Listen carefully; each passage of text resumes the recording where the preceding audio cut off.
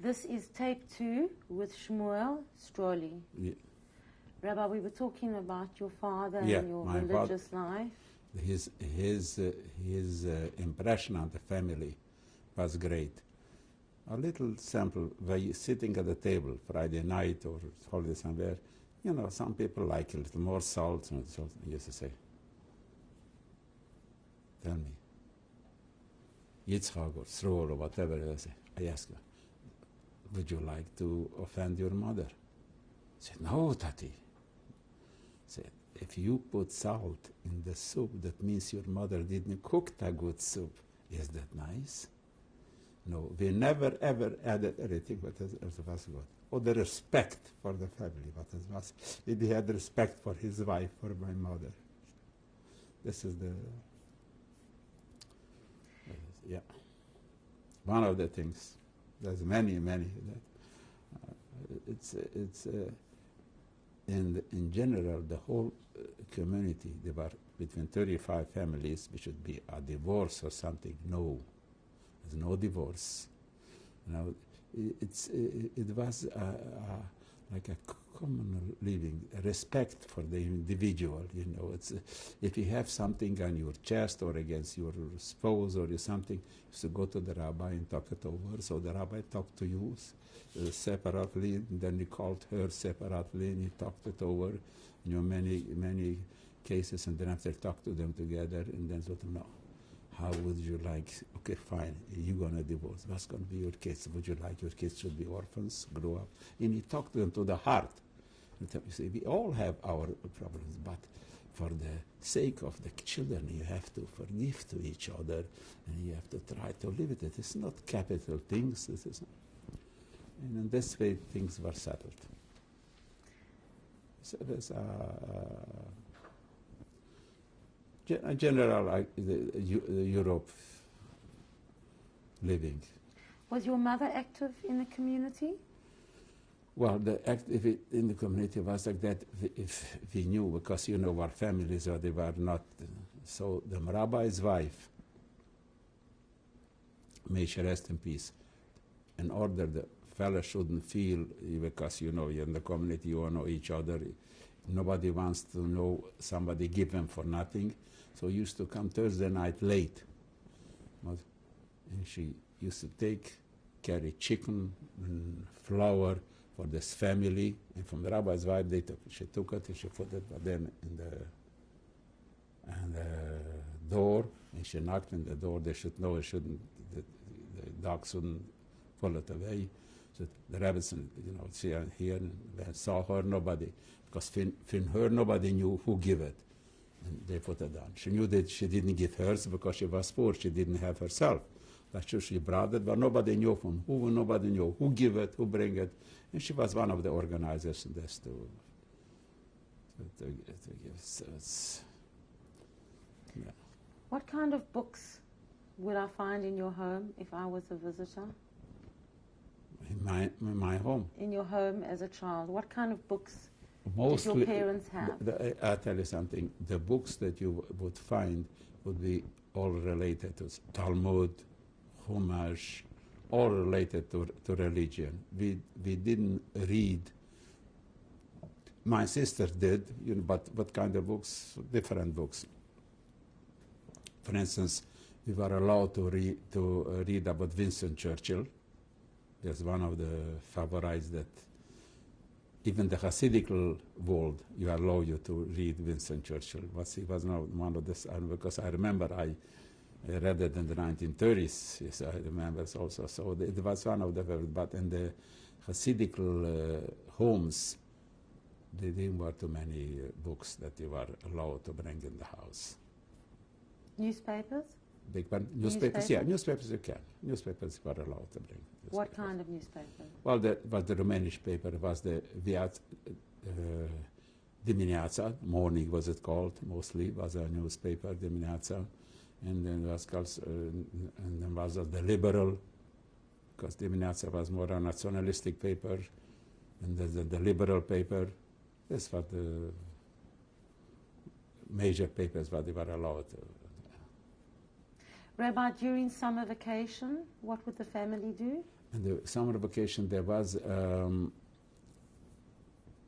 not far from Sharm there was about 60 kilometers from Sharm was it called? Forget that. How's it called? What was it called?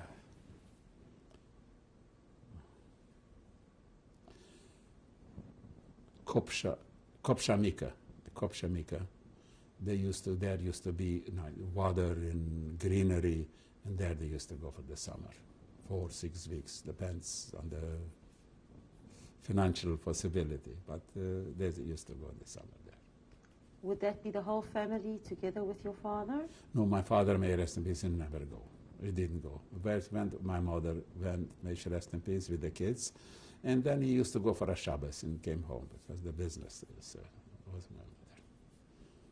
My mother wasn't involved in the business. It was 6 kids, we can't go to business. Do you remember the home where you lived? Yes, I do. Can you tell us about it? It was, I'll tell you something, we had a home, there were 3 bedrooms, modest home. This home was, I would say, half-acre lot. In the summer we had a garden there. I think we had a cow for milk. We had we had a stable. The home still exists now. I was there to visit in 1969 and in 1979. Twice I was there. This home still exists.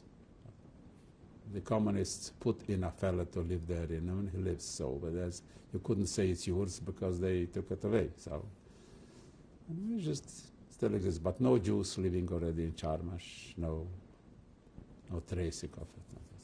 My father, may he rest in peace, he was buried in Sharm, and would you say your family was, how was their financial situation compared to middle class, the other Jews? Middle class. Thank God, middle class. We had our business, middle class. We had 2, 3 businesses, middle class. It was, I wouldn't say we were extravagant rich, but middle class. In the 1930s, do you recall hearing of Hitler and Nazism? Yeah, we were informed quite well. We knew what it is. How? Through radio, mostly radio, and the newspapers. But the problem was not only by us, in other communities also in Europe, nobody believed that it's going to happen by them, but it happened later. Because we hadn't got an anti-Semitic government till 1938. In 1938 was elected in Romania an anti-Semitic government, what it was against the Jews. But what was it against the Jews?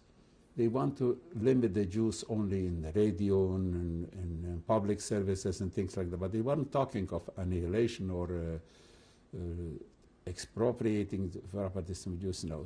And one of the things in Romania was that the king of Romania had a wife, and the wife left him, and the king was a Jewish fellow in Romania. He was a very well-to-do fellow. He had oil wells. His name was Lupescu, and he had a daughter, a very beautiful girl, very beautiful. And their king was a young man, not young, but around the 40s, I would say, 40. Anyway, he got together with this girl, and the girl moved into the king. And the Romanians were nationalistic minded. They couldn't stand that. But this surface anti-Semitism, but not substantial, nothing substantial. Did you hear about Kristallnacht in 1938? Yes, we did. We heard about that. And how did that react on the Jewish community in Sharm? The react, we were sorry this happened for the German Jews, but they don't felt as going to happen in Romania too. So it's going to come to this extent. They didn't believe that. They knew that the Germans were always militaristic, but they didn't believe it's going to come to that. Were any German Jew refugees? In Romania? Did they come to Sharmash? In Romania was Jews, mostly Polish Jews. The Romanian government, even if it was Hitleristic, even General Antonescu, he was put by the Germans, they allowed 10,000 Polish Jews, but very, very quietly, with no uproar. In the American Joint Committee used to pay $100 for every Jew that was let in Romania a month for the Romanian government, but keep quiet. Did any of these refugees come to Sharmash? Yeah, You know? well, I will tell you what is coming, and I'll come to it. Even the rabbi, the Bobovi Rebbe, Rabbi Halberstam, that is in New York, also came to Romania, and the American Joint paid for him also $100 a month. But this wasn't official. This was unofficial. But only the Romanian government said one thing: lay low, don't be in the streets. It's possible, keep low. And it happened once that Rabbi Panet,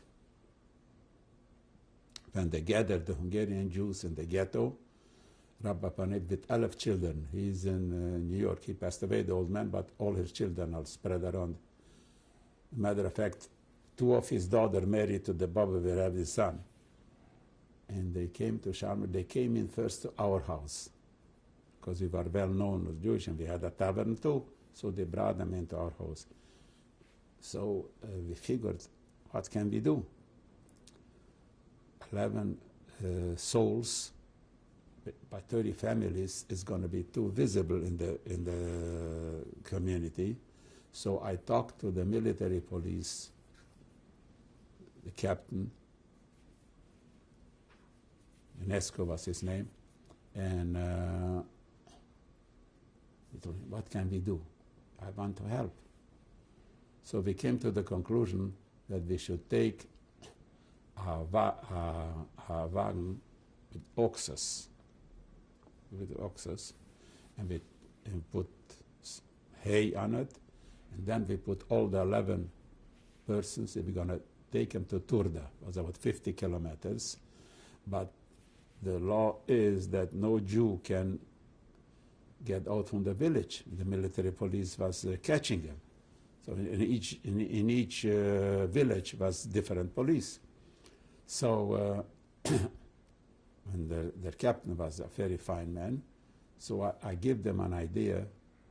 I'm gonna be the driver for the oxes, and he should give me 2 soldiers. They should come behind the wagon, because they're gonna see 2 other soldiers, 2 military police. Nobody's gonna ask what is in the wagon. If you say 2 military police, that's it. You don't look at them. And this way, I drove them to Turda, where was a community of a few thousand Jews. And there they stood till after the war. And after the war, they came to America. And when we went, nobody looked our wagon. We stopped. We have to feed the oxes, and we have to get the water. And I had a little beer then, you see. The soldiers, they didn't bother. They didn't bother. The general population, there was good towards the Jews. You told us a little earlier on that in 1937, I think it was, that you were ordained as a rabbi. Yeah. What did you do after that? But I went home. And I helped my father, may he rest in peace, in the business. We still had the business. We had the soda factory, and we had the tavern, and we had the general store. And I helped them in the business. I didn't go back to the yeshiva afterwards. So that the community was rather peaceful. Peaceful, the community. As a matter of fact, in 1937, the Satmar rabbi from Satmari came to our village, because he was invited by a village, Gerla, was about 30, 40 kilometers from Sharmash. And my father, may he rest in peace, and in Sharmash used to be like that. Every Thursday was the market. 40 villages came into our village and they sold their products. And every 3 months we had a market for 3 days. And one day cattle, one day, 3 days. So we were busy with this. And my father, may he rest in peace, went to the rabbi from Satmar of Shabbos. So sat in horse, took the horse and wagon, and went to the, and in this Friday we got a letter. Mostly the Jews that have taverns had some taverns in the market too. Used to make a big tent, and we used to take a bottle, 200-liter spirit and 200-liter water, and we used to put them together, and you take it out in the morning. At night it's empty. You got the geld, So this was like that. And then we got a letter from the Minister of Finance that all the licenses for this type of business are cancelled. Only a fellow who has at home a tavern can have. Since we didn't want to have at home a tavern because the kids were the houses, then we have to build another room for it. So what we should do? So we were very sorry. They should have told the rabbi. He should know to give a blessing, something to happen. Anyway, on Sunday night, my father, may he rest in peace, came home and he saw that we were all a little bit sad in our faces. He says, "What has happened?" Nothing. And we told them what has happened. So it was Sunday. Monday morning, I went into Cluj with my father, may he rest in peace, and we went to the wholesaler where we used to buy liqueurs and things like that, and I tell him, "Look what has happened." He said, "I can't help you, but I have a brother-in-law. He is a friend with the minister.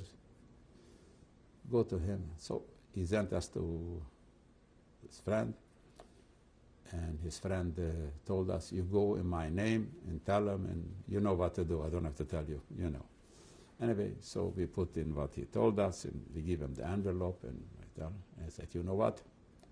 You go to the official paper that's called Monitorio Oficial, and you write there that you had a license to have a tavern, daily tavern, and you lost it.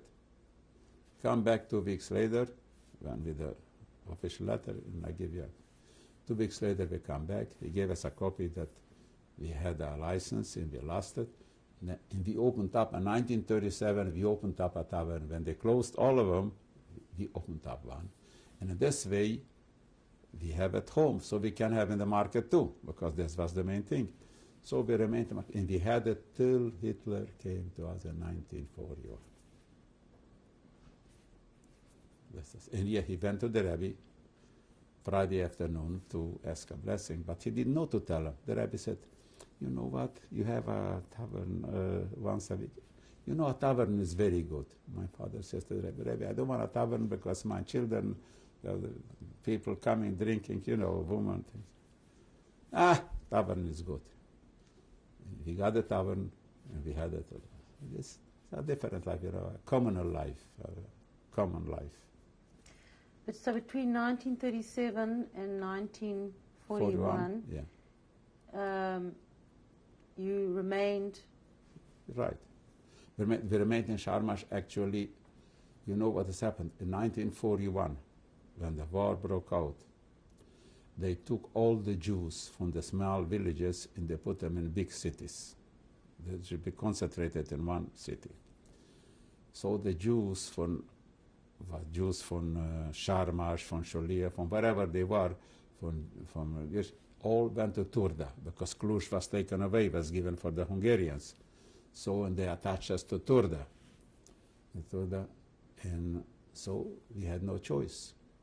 Each one took a wagon, And we packed what we could pack, and we left the houses, and we went into Turda. What kind of things would you take with you? What we took, food, clothing, and sleep, cushions, and that's what we took. Anything else we couldn't. We couldn't took the furniture. We haven't got it back to because they put us in a factory. You know what the authorities in Sharm el-Sheikh did? They wrote like that: we have to evacuate the Jews from your village, because by night the Jews getting up and they're giving signals for the Russian, and the Russians gonna know how to bombard us. This was they have to give something for the people, because the people were asking why. They lived with us for hundreds of years. Anyway, this was the reason. Was that accepted by the Romanian population? But the population, they accepted, but they had no choice because it's military. Anyway, but the authorities, they knew that it's, I'm sorry, nothing. And they went and they wrote a letter to the Minister of Defense that we know the Jews for Sharm el-Sheikh. I went to school. The mayor in Sharm el-Sheikh became a lawyer. He was a lawyer, and he became the mayor of my city. And we were colleagues. You know, we didn't know a difference one from the other one. And they wrote a letter that we want to take care of the Jews and want to teach them a lesson. Let us beg the Sharm el-Sheikh Jews, let them come back. And we're going to show you what we can do for the Jews. This pretext here. And they let us come back to Sharm el-Sheikh. And then the mayor came to me, to my father, may he rest in peace, and told him, look, they got you back in your houses. You do your business from your houses as you did before, because we know the Germans are taking anyway everything away. And why should our peasants suffer? They sell their products anyway, not with official prices. They buy with not official prices, but not with a big fanfare. And that's what we all went back to our houses, and sugar was rationed. Each family, he told me, you come to the city hall with a car and put on 200 to 300 pounds of sugar and give for each one. They were so nice to us, very, very nice. The authorities and the population was, and we were there all the time. We didn't sit in the lagers. They get us. Now, when did this change? This changed to Sharm el-Sheikh. It changed in 1940. In 1940, Romania stepped out from the axe with Germany. Romania aligned herself with the Russian and with the Americans in 1940, August 23. 1944, yeah. And this was in 1944. We were in Sharm el-Sheikh from 1941 till 1944 back. After 1 week that we were in Turda, we were called back. We were allowed to come back to our houses, and we came back. And it was interesting. We were there, and in 1944, when the Romanian government allied himself with the Russian and with the Allies, then the Romanian and the Germans declared war for Romania. In Romania, the Hungarians want to occupy the other half of Transylvania too, where we were. And they crossed the border, and they came to Sharm el-Sheikh. And my mother, may she rest in peace, with 5 kids, because I was in Transnistria. With five kids, she ran away. And she said she's running away, she's not going to stay till she meets the Russian. She went to Turda, and then she heard that in Turda the Hungarian broke out too. She ran with the kids. She went to Sibiu. There she met the Russian. And then the Hungarians, what they did, they came in 28 or 29 of August. In September the 4th or the 5th, they gathered all the Jews together in one backyard, And a day before Erev Rosh Hashanah, at night, they packed them in wagons and they took them out of the village about 3 miles out, and they put them on the hills, 2 hills, that about. Just stop. And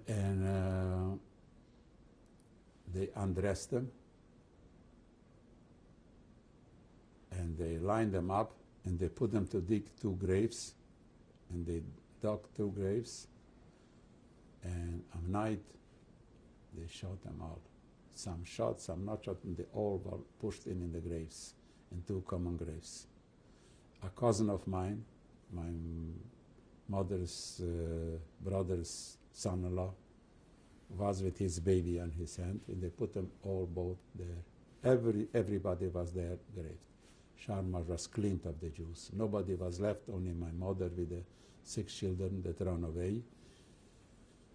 And on the same night was 1 train got away, the 2nd train, this train, the rabbi and his kids, 5 kids went away, and he said his wife should come with the other train. And the other train couldn't get out from Sharmash, and they were cut there, and they were killed and put in the graves. But prior to that, in 1941, they took me to, should I go back? I just wanted to ask you one thing. You mentioned that your mother ran away with the children. Right. Where was your father at this time? In 1943, he was killed, Freddie. He was dead. How did that happen? Can you How tell it us? happened? He was laying at home in bed, and one of the Nazis came in the house and said, I'm gonna kill you. And he was drunk, you know what it is. He didn't do anything and went away, but he got a heart attack. He got a heart attack, and the doctor was very good. They tried to keep him alive. Yeah, they kept him alive for 4 or 5 days more. The doctor, wasn't like his day, and then he passed away. He was buried in Sharmash. Yeah, in Sharmash. On the funeral, not only the Jewish community that was there, even the non-Jewish community, the Goyim, they all paid respect. My mother and the brothers telling me it was something to see, because Mr. Stroli died. Something that they couldn't imagine. They used to go, they tell me, they used to go the Hitler Youth, the Romanians, they were Hitler Youth, oh, the Jews and the thieves, all we are going to annihilate them. And my father made us, we were sitting in the veranda, and they used to, hi, Mr. Stroli, and they used to sing the Jews and the Hitlers, and to my father, hi, Mr. Stroli. This kind of Hitlerists were there, were very, very. Yeah. And the Hungarians, they killed up all the Jews from Sharmash. They came in September. 4 weeks later, the Hungarians were expelled from Sharmash, and the Romanian army established the border back with the Russian. And then I came back from camp, and I went to Sharmash. We haven't even spoken. Yeah. You just digressed a little bit. I want to go back to what happened to you. We're going to go on to that in the next tape. Okay.